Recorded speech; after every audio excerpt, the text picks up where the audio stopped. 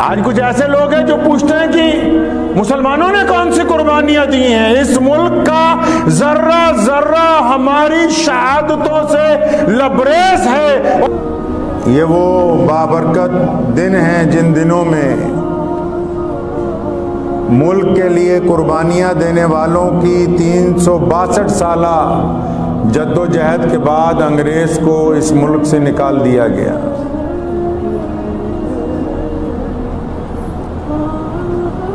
आज़ादी और गुलामी का जो फलसफा है दुनिया में,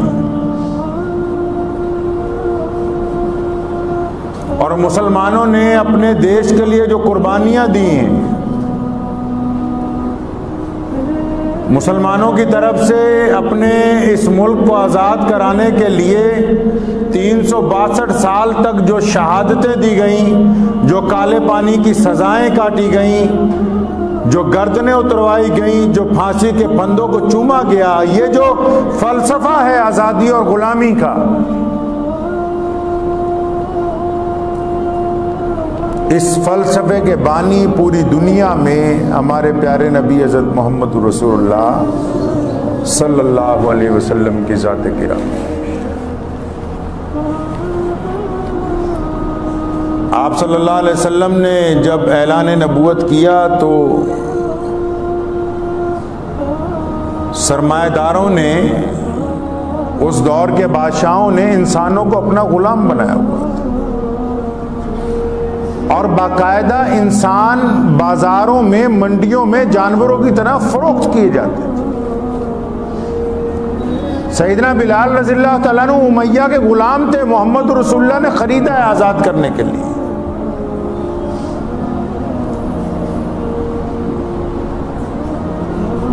और फिर ऐसा दुनिया को सबक दिया, पूरी कायनात के लोगों को। और रसूलुल्लाह सल्लल्लाहु अलैहि वसल्लम ने फरमाया, बुखारी की सही हदीस है, फरमाया आयशा, दुनिया में किसी माँ ने कोई ऐसा बेटा, कोई ऐसी बेटी पैदा ही नहीं की जो कि फितरतन गुलाम हो। अल्लाह ने सबको आजाद पैदा किया।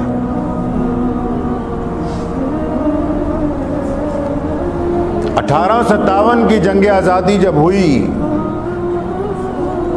जिसको हमारे मुल्क के कुछ बेवकूफ़ दानिश्वर गदर कहने लगे कि 1857 का गदर हुआ, गदर नहीं, 1857 की जो पहली जंग आज़ादी हुई,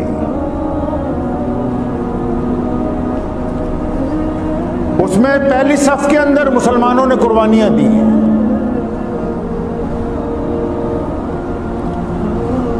अंग्रेज ने पूछा था, मलका बरतानिया ने इस पर सवाल पुटअप करवाया था कि और दीगर अक़वाम भी देश के लिए लड़ रही, लेकिन ये सबसे आगे क्यों हैं, इनकी तादाद कम है, हालांकि ये अक़लियत के अंदर हैं। तो उसे दानिश्वरों ने बताया कि इनके प्यारे नबी हज़रत मोहम्मद रसूलुल्लाह सल्लल्लाहु अलैहि वसल्लम का हुक्म है कि जालिम के खिलाफ लड़ना अल्लाह की रज़ा के अंदर शामिल है। ये फलसफा मोहम्मद रसूलुल्लाह ने अता किया है। आज हम जिस तारीखी मस्जिद में बैठे हैं, ये सिर्फ मुसलमानों के लिए ही नहीं, बल्कि इस मुल्क की जंग आज़ादी की वो गवाह है जिसने अपने चश्मों के साथ, अपनी आंखों के साथ उस दौर को देखा है जब अच्छे अच्छे घरानों के लोग अंग्रेज के घोड़ों की लीक चाटते थे। उस वक्त इन दरो दीवार से इस मुल्क को आज़ाद कराने के लिए नारे बुलंद किए जाते थे। जब लोग अंग्रेजों की चमचागिरी करना अपने लिए फख्र की बात समझते थे, उस वक्त में नारा लगाया गया कि नहीं, अंग्रेज को इस मुल्क को छोड़ना होगा। मिर्जा गालिब ने वो शेर कहा है ना, गालिब बहुत बड़ा शायर था। तो उस दौर में जो 3-4 नए शायर पैदा हुए, उन्होंने कहा आपस में, जो मजलिसें होती हैं, एक दूसरे को कहना कि यार ये गालिब कौन है, जबकि उर्दू को अदब देने वाला, शायरी को ज़ौक़ अता करने वाला, अल्फाज को रमूजियत अता करने वाला, तरतीब और रदीम जिसने दी है, जो शायरों का बाप कहलाया पूरी दुनिया में, वो मिर्जा गालिब है। फिर भी जो उस दौर में 2-4 नए पैदा हुए, कहने यार गालिब कौन है भाई। तो मिर्जा गालिब ने शेर कहा था कि पूछते हैं वो कि गालिब कौन है, पूछते हैं वो कि गालिब कौन है, कोई बतलाए कि हम बतलाएं क्या। आज कुछ ऐसे लोग हैं जो पूछते हैं कि मुसलमानों ने कौन सी कुर्बानियां दी हैं, इस मुल्क का जर्रा जर्रा हमारी शहादतों से लबरेज है। और सरदार वल्लभ भाई पटेल ने सन 1936 में अपनी रिपोर्ट में लिखा था कि किस्सा खानी बाजार में जब 1100 सुर्खपोश पठानों ने इस मुल्क की आजादी के लिए मार्च निकाला और जनरल डायर सामने खड़ा था और जब उसने गोली चलाई तो उन 1100 मुसलमानों ने अपनी छाती पर गोली खाई है, एक भी गोली हमारी पीठ के ऊपर नहीं लगी। और फिर ये पूछते हैं कि गालिब कौन है।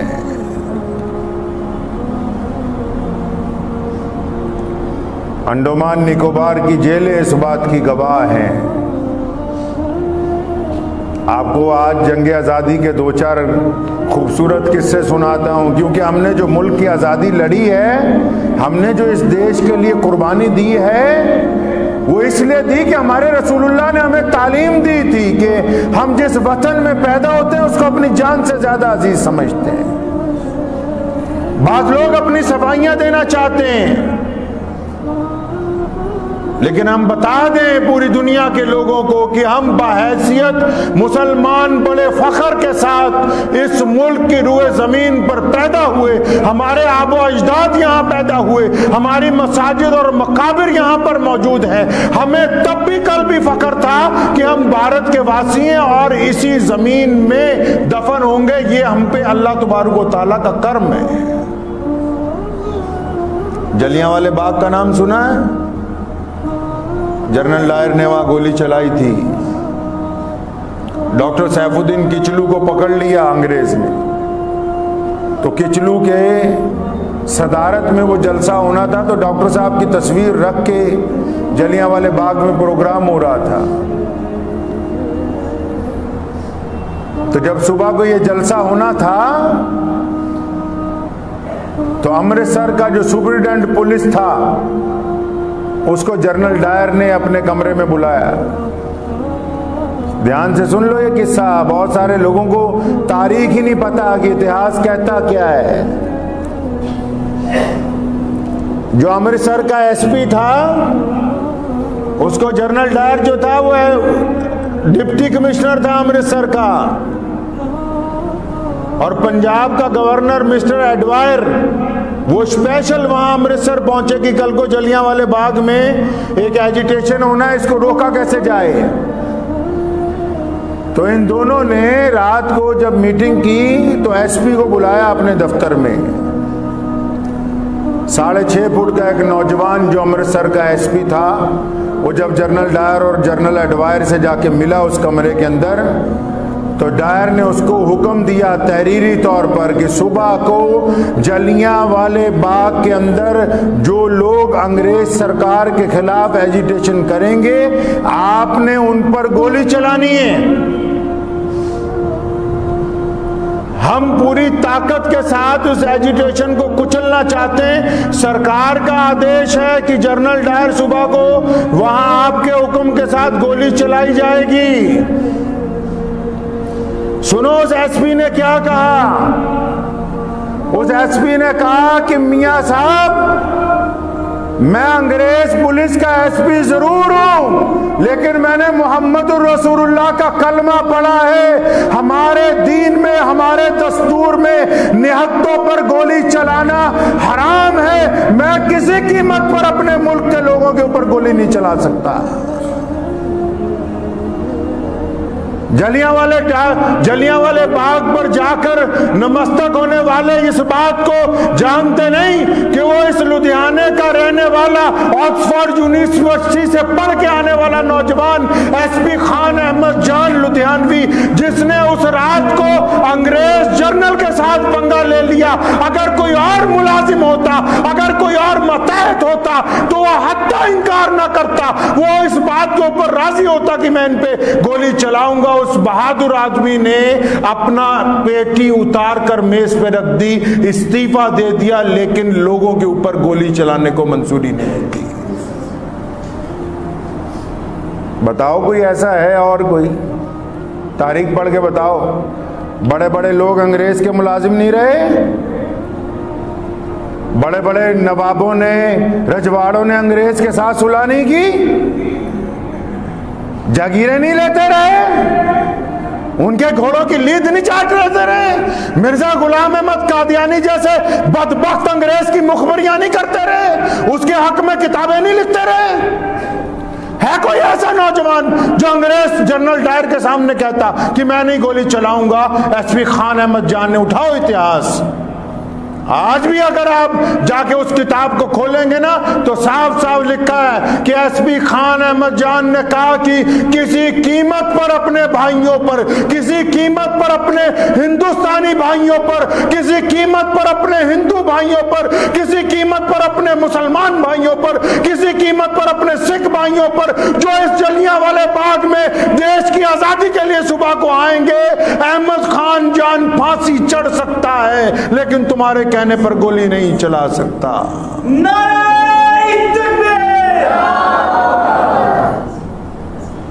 और फिर क्या किया? जनरल एडवायर ने उसे कहा था, जो अंग्रेज का गवर्नर था पंजाब का,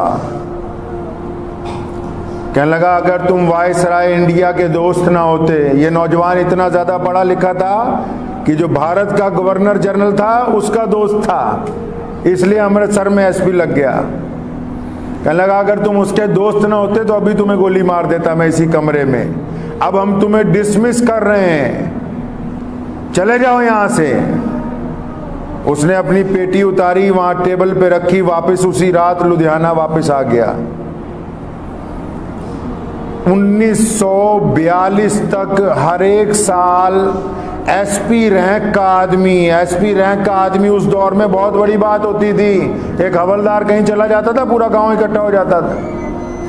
अंग्रेज एसपी रैंक का आदमी हर साल अहमद खान जान के घर आता था, यहां मौजपुरा बाजार में खत लाता था, पेंशन लाता था कई हजार रुपए की। खान साहब आप सिर्फ माफी मांग ले इतना कि मैंने डायर की बात ना मान के गलती की माफी मांगता हूं, आइंदा हर बात मानूंगा।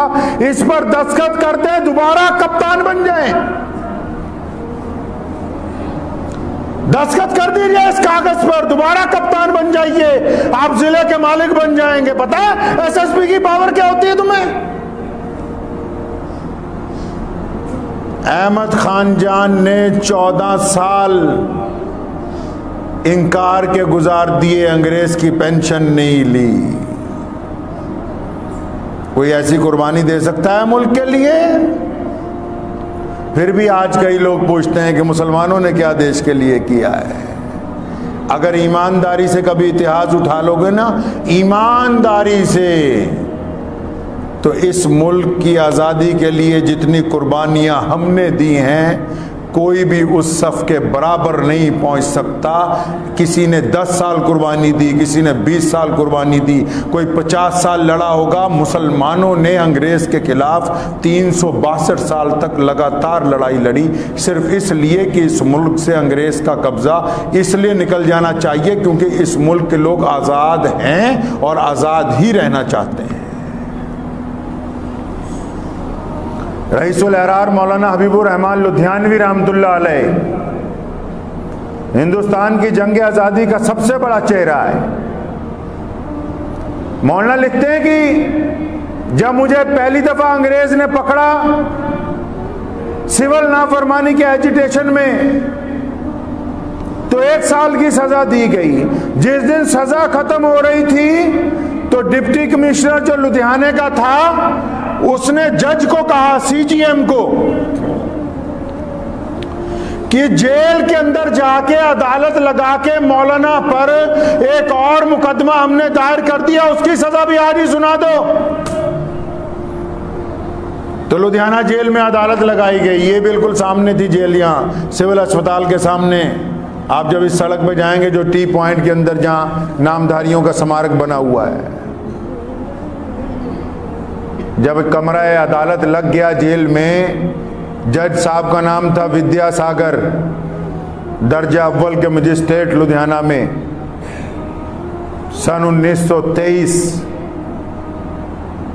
जज साहब ने सरकारी गवाहों की गवाही सुनने के बाद फैसला दिया कि मौलाना, आपको अंग्रेज के खिलाफ तकरीर करने के लिए, आपको अंग्रेज के खिलाफ बोलने की वजह से 1 साल की सज़ा और दी जा रही, क्योंकि जो आपने अमृतसर में तकरीर की उसकी रिपोर्टें आ गई, उसके मुताबिक आपको 1 साल सज़ा और दी जाती है। तो मौलाना ने कहा कोई बात नहीं, मुझे कबूल है। जब उसने फैसला लिख दिया, जज साहब जब कुर्सी से उठे तो मौलाना के करीब आए और कहा कि मौलाना साहब, मुझे पता है कि सजा नहीं बनती, लेकिन जो लुधियाने के डिप्टी कमिश्नर साहब हैं अंग्रेज, उनका हुक्म है कि आपको सजा देनी है। इसलिए मैं जानता हूं कि यह सजा ज्यादा है, जुर्माना ज्यादा है, मुशक्कत की सजा है, लेकिन मैं मजबूर था क्योंकि डिप्टी कमिश्नर साहब का ऑर्डर है। तो मौलाना हबीबुर रहमान लुधियानवी ने एक बहुत बड़ी कीमती बात जज साहब को कही थी। फरमाया, जज साहब, आज मुझे जंग आज़ादी के पहले पड़ाव में, नौजवान थे उस वक्त, 18 साल उम्र थी सिर्फ, नौजवान थे, दारुल देवबंद से पढ़ के आए थे अभी। कहने लगे मौलाना साहब, मुझे जिंदगी के पहले पड़ाव में आजादी और गुलामी का फलसफा समझ आ गया। आप देखें खुदा की कुदरत, आप जज की कुर्सी पर बैठकर अंग्रेज के गुलाम हैं और मैं कटहरे में खड़ा होकर भी एक आजाद हिंदुस्तानी हूं। ये आजादी और गुलामी, ये आजादी और गुलामी का फलसफा है। 1-2 दिन नहीं, 14 साल कैद काटी मौलाना हबीबुर रहमान लुधियानवी ने। 4 दफा घर की कुर्की हुई, अंग्रेज ने बार पर घर को गिराया, बच्चों तक को कैद किया गया। मौलाना अजीजुर रहमान लुधियानवी उनके बेटे, मौलाना खलील रहमान लुधियानवी दूसरे बेटे, बेटाओं तक को सजा दी गई, बच्चियों के कानों तक कैसे बालियां उतार ली गई। तब ये मुल्क आजाद हुआ है। फिर तुम हमसे पूछते हो कि तुमने मुल्क के लिए क्या किया है। फिर पूछते हैं हमसे कि तुमने मुल्क के लिए क्या किया। अंग्रेजों ने स्टेशन के ऊपर जो पानी पीने वाले मटके होते उन पे बंदा बैठ के पानी पिलाता था, तो गवर्नर जनरल का हुक्म आया कि मटके एक की बजाय 2 कर दो। एक मटके पे लिखो हिंदू पानी, एक मटके पे लिखो मुसलमान पानी। अब स्टेशन पे आवाज लगने लगी जब ट्रेन आती थी, हिंदू पानी पी लो, मुसलमान पानी पी लो, और लोग डरते थे अंग्रेज के खिलाफ बोले कौन। ये जो आज छोटे छोटे लोग आपको मिलते ना 2 मिनट में लाइव होके किसी के खिलाफ भी बोल रहे हैं, अरे ये आजादी दिलवाई है तब बोल रहे हो। ये कुर्बानियां दी हैं इस मुल्क के लिए, तब आज हर बंदा अपनी बात कर रहा है। अंग्रेज के दौर में कोई नहीं बोलता था। उनको पता था कि इधर बोलेंगे साथ ही में जेल जाना होगा, इधर बोलेंगे साथ ही में फांसी के फंदे पे लटका दिया जाएगा। हिंदू पानी मुसलमान पानी के मटके लगाए गए, लोग खामोश थे, लोग डरे हुए थे कि अंग्रेज ये क्या कर रहा है। मौलाना हबीबुर रहमान लुधियानवी फिर उठे। यहाँ बाजार है घास मंडी चौक, वहाँ बहुत बड़ा इज्तिमा किया, सारे हिंदू भाइयों को मुसलमानों को बुलाया, फरमाया चाहते हो मुल्क आजाद हो जाए, चाहते हैं आपके मुल्क आजाद हो जाए। सबने कहा चाहते हैं। फरमाया चलो फिर आज मटके तुड़वा दिए जाए, जब एक पानी पिएंगे तब मुल्क से अंग्रेज को निकाला जाएगा।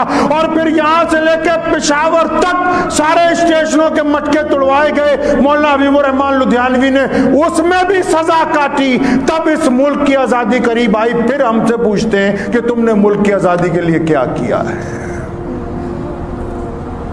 सुभाष चंद्र बोस ने जापान जाना था, अच्छे अच्छे लोग भाग गए रास्ते में से।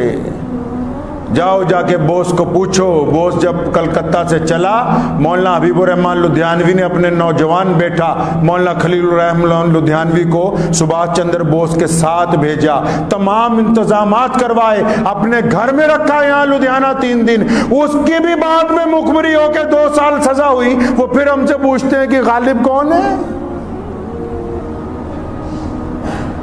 शहीद आजम भगत सिंह जब गिरफ्तार हुए, उनके बाप सरदार किशन सिंह, बहुत सारे लोगों को यह नहीं पता कि भगत सिंह के जो पिता थे वो बहुत बड़े फ्रीडम फाइटर थे। भगत सिंह को ऐसे ही नहीं आजादी की लौ लग गई, उनका बाप सरदार किशन सिंह बहुत बड़ा फ्रीडम फाइटर था। सरदार किशन सिंह मौलाना हबीबुर रहमान लुधियानवी के दोस्त थे। भगत को जब पकड़ लिया गया, पुलिस ने छापेमारी शुरू की तो उनके भाइयों को, उनकी बड़ी बहन को और कुलतार सिंह उनके बड़े भाई को मौलाना हबीबुर रहमान लुधियानवी ने 3 महीने अपने घर में रखा। वो दौर था जब अंग्रेज पता लगने के बाद मुकदमा बाद में गोली पहले मारता था।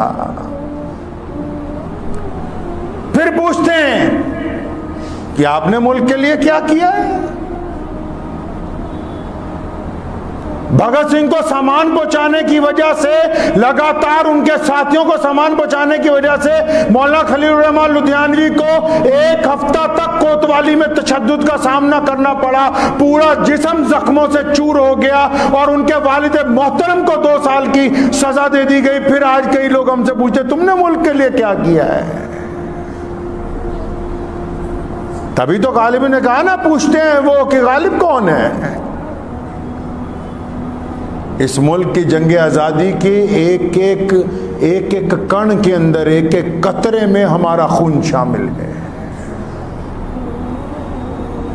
जब बड़े बड़े गद्दार पैदा हुए इस दौर में, लोग गद्दारों के खिलाफ बोलते नहीं थे, पता है आपको? लोग इसलिए गद्दारों के खिलाफ नहीं बोलते थे। आज भी कोई पुलिस का टॉट हो, कोई बोलता है उसके खिलाफ, अगला बोलता है इसके खिलाफ बोलेंगे तो ये मुझे उठवा देगा।